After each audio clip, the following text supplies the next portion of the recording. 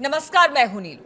तो रूस ने जिस तरह से परमाणु मिसाइल का परीक्षण किया, अब इसको लेकर पूरी दुनिया में हलचल है। खास तौर पर अमेरिका और राष्ट्रपति ट्रंप इसको लेकर अब बड़ी धमकी पुतिन को भी दे रहे हैं। क्या है पूरा मसला, किस तरह से बाकी देशों के लिए और यूरोपियन कंट्रीज के लिए जो पुतिन की ये मिसाइल है वो इस वक्त गले की फांस बनी हुई है। बातचीत करने के लिए मयंक मेरे साथ है। मयंक, ये जो मिसाइल का परीक्षण किया, परमाणु मिसाइल का, उसके बाद क्या यूरोप, क्या अमेरिका, सभी अब पुतिन को लेकर मतलब बातचीत कर रहे हैं और कह रहे हैं कि ये समय युद्ध खत्म करने का था यूक्रेन के साथ, ना कि मिसाइल परीक्षण का।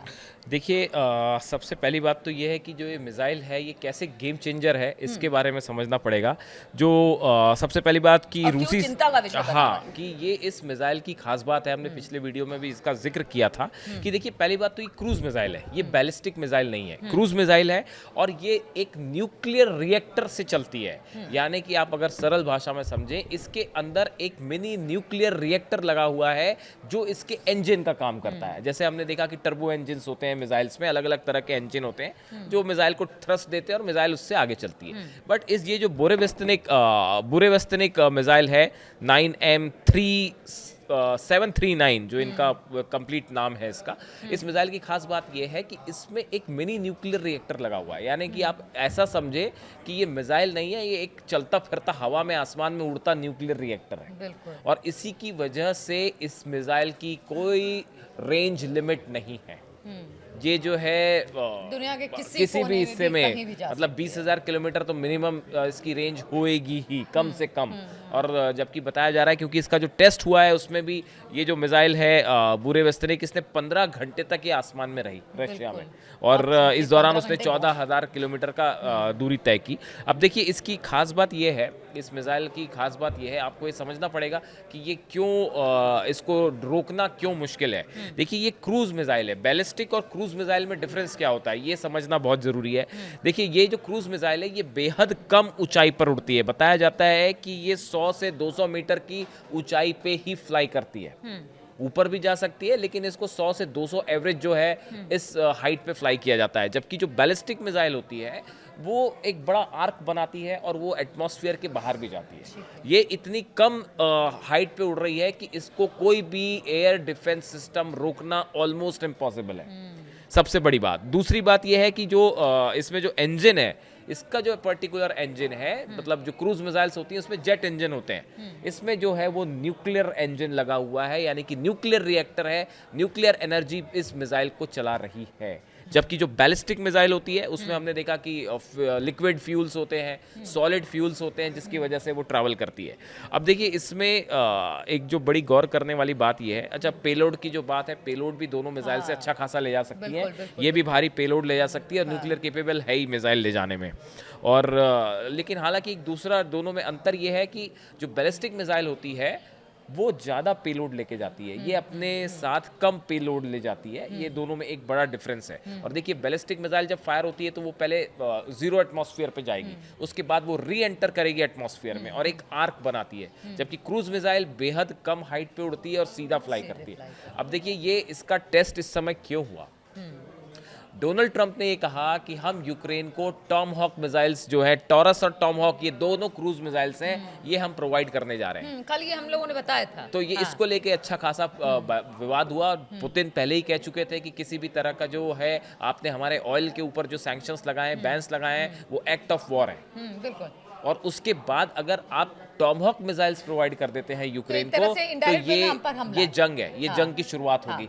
टॉमहॉक एक क्रूज मिसाइल है। अमेरिका की टॉमहॉक जो है बहुत एक्यूरेट डेडली मिसाइल है और क्रूज मिसाइल है। उस क्रूज मिसाइल का जवाब पुतिन ने क्रूज मिसाइल से दिया है। हकीकत ये है कि जो पुतिन की जो अमेरिका की जो टॉमहॉक मिसाइल्स हैं जो यूक्रेन को देने की बात थी, उसका जवाब जो है वो रूस ने दिया है इस टॉमहॉक मिसाइल से। अब देखिए, इसके बाद जो है, अगर जैसे कि दावे हैं, अगर क्या बहुत सारे साइंटिस्ट ये बता रहे हैं कि ये सच है दावा, तो ये पहली ऐसी मिसाइल होगी जो न्यूक्लियर रिएक्टर से चल रही है, जो किसी भी, चाहे वॉशिंगटन हो, न्यूयॉर्क हो, किसी भी शहर को निशाना बना सकती है। और इसके बाद ये एयर वॉरफेयर में, खासकर मिसाइल वॉरफेयर में it is a game changer. इसने जो है सब कुछ बदल के रख दिया है। ये इतनी बड़ी घटना है। और अगर आज की बात की जाए और कल हमने देखा, मतलब कल देर रात की बात की जाए, तो ट्रम्प की तरफ से बयान भी आया कि आप हमें डरा नहीं सकते हैं, मतलब अपनी ये न्यूक्लियर मिसाइल को दिखाकर आप क्या करना चाहते हैं। हमने आपसे युद्ध बंद करने को कहा था, आपने मिसाइल का परीक्षण कर लिया। ऐसे में हमारे भी सबमरीन्स वहाँ पर खड़े हैं और उसमें भी परमाणु वेपन लगे हुए हैं। इस तरह की धमकी ट्रम्प ने दी है पुतिन को। अभी देखिए, अब अमेरिका का तो अभी ये हाल है कि इस बारे में है, उनकी जिनपिंग से मुलाकात होनी है, और इसी बीच में उनका जो है F-18 कल डाउन हो गया, बिल्कुल। और एक सी हॉक हेलीकॉप्टर डाउन हो गया। अभी तक ये ईरान ये कह रहा है कि भाई ये तो चाइना नहीं मार गिराया, अपनी इलेक्ट्रोमैग्नेटिक वेव के जरिए दोनों डाउन हो गए। तो अभी तो इसके बारे में ही क्लैरिटी नहीं है। और दूसरा देखिए, ये मैं फिर से कहूँगा इसको कि ये जो 12 दिन की जंग थी ईरान के साथ, इसने पूरे मिसाइल वॉरफेयर को बदल के रख दिया। जिस तरह से ईरान ने अपनी बैलिस्टिक मिसाइल्स फायर की इजराइल के ऊपर, और उसने जो तबाही मचाई हाइफा में, तेल अवीव में, अशदोद में, इन इलाकों में जो मिसाइल्स गिरी, इसने एक मिसाइल पावर को एक बड़े डिटरेंट के रूप में जो है इस्टेब्लिश कर दिया।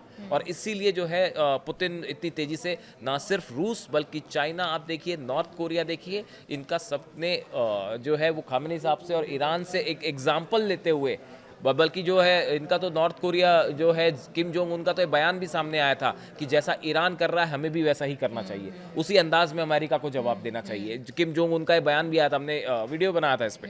तो देखिए, कुल मिला के बात ये है कि ये जो मिसाइल है, इसने मिसाइल वॉरफेयर को टोटली बदल के रख दिया है। और इससे एक बात और साफ है कि अब ईरान का भी जो मिसाइल प्रोग्राम है वो रुकने वाला नहीं है। ईरान पहले ही साफ कर चुका है कि हम मिसाइल प्रोग्राम नहीं रोकेंगे। इस सूरत में बहुत मुश्किल होगा अमेरिका के लिए। एक तरह से अगर मयंक देखे कि देखिए ईरान, चीन, नॉर्थ कोरिया, ये सब एक साथ हैं, और ऐसे में अगर परमाणु मिसाइल अगर संपन्न हो जाता है रूस, और इन तीनों देशों पर भी अभी कभी मुसीबत आती है, तो फिर ऐसे देखिए, ये तो बड़ी साधारण सी बात है। आप जो कि पूछना चाह रहे हो, हाँ, कि ये जो चीज़ें ऐसी हैं, बहुत सारी चीज़ें ऐसी होती है जो ट्रांसफ़र होती ही हैं। हाँ बिल्कुल। टेक्नोलॉजी की बात कर रहे हैं जो आप पूछना चाह रहे हो बेसिकली, तो ये ट्रांसफ़र होता ही है। बहुत सारी ऐसी मिसाइल्स हैं जिसकी, जो ईरान के पास मिसाइल्स हैं जिसकी टेक्नोलॉजी नॉर्थ कोरिया पर बेस्ड है, या चाइना की मिसाइल पे बेस्ड है। तो इस तरह की खबरें हमेशा से आती हैं। तो अगर आप ये कहना चाह रहे हैं कि इसका आगे चल के टेक्नोलॉजी ईरान के पास भी जा सकती है, तो इसका जवाब है, हर वॉर एक्सपर्ट ये बताएगा कि बिल्कुल जा सकती है। तो रशिया के पास या नॉर्थ कोरिया या चाइना के पास अगर कोई टेक्नोलॉजी है, तो बहुत संभावना है कि वो टेक्नोलॉजी जो है आगे चल के ईरान के पास भी आ जाए। तो इसलिए अमेरिका के लिए हर फ्रंट पे, टैरिफ से लेके, वॉर से लेके, मिसाइल से लेके, हर फ्रंट पे एक बड़ी चुनौती खड़ी हुई है। देखिए, हर देश यही बात कर रहे हैं कि शांति बनाए रखिए, शांति का माहौल रहना चाहिए दुनिया में। अगर शांति रहेगी, अगर युद्ध खत्म होगा तो शांति रहेगी, लेकिन ये शांति दिखाई कहीं नहीं दे रही है। हर जगह आप देखिए कि मिसाइलों का परीक्षण हो रहा है, तरह तरह के ड्रोन बनाए जा रहे हैं, और ऐसे में रूस का जो ये मिसाइल है, परमाणु मिसाइल, ये अपने आप में कह रहे हैं मिसाइल की दुनिया में क्रांति है। और ये क्रांति अमेरिका के लिए कितना भारी पड़ेगी, कितनी बड़ी चुनौती है, ये तो आगे वाला वक्त ही बताएगा। बहुत बहुत शुक्रिया आपका, आप सभी का इस चर्चा में हमारे साथ जुड़ने के लिए।